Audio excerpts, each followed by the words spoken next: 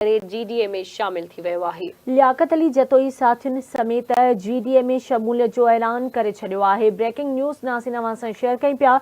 मेहर में अगूणो वॾो वज़ीर लियाकत जतोई पीटीआई खे अलविदा करे जीडीए में शामिल थी वियो आहे। लियाकत अली जतोई साथियुनि समेत जीडीए में शमूलियत जो ऐलान करे छॾियो आहे। हिकु भेरो ॿीहर अवां खे आगाह कयूं पिया। अहम ख़बर आहे मेहर मां अगूणो वॾो वज़ीर लियाकत जतोई पीटीआई खे अलविदा करे जीडीए में शामिल थी वियो आहे। लियाकत अली जतोई साथियुनि समेत जीडीए में शमूलियत जो ऐलान करे छॾियो आहे।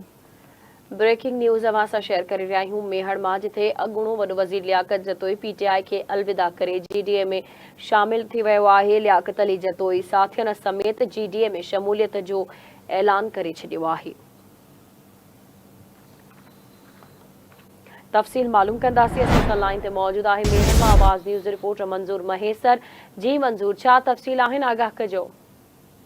जी मां तव्हांखे ॿुधाईंदो त अॻूणे वॾे वज़ीर लियाकत जतोई साथियुनि समेत पीटीआई खे अलविदा करे जीडीए में शमूलियत अख़्तियार करे छॾी आहे। बेहड़ भरिसां बेटो जतोई में शमूलियत वारे जलसे में जीडीए अॻवान पीर सदरुद्दीन शाह राशि, गुलाम रज़ा जतोई, सफदर अब्बासी, एसयू सरबराह साहिब ज़ैन शाह ऐं ॿियनि शिरकत कई आहे। उन मौक़े ते शमूलियत जलसे में लियाकत जतोई चयो त मां बाज़ाब्ता तौर पीटीआई खे छॾे जीडीए में शमूलियत कयां।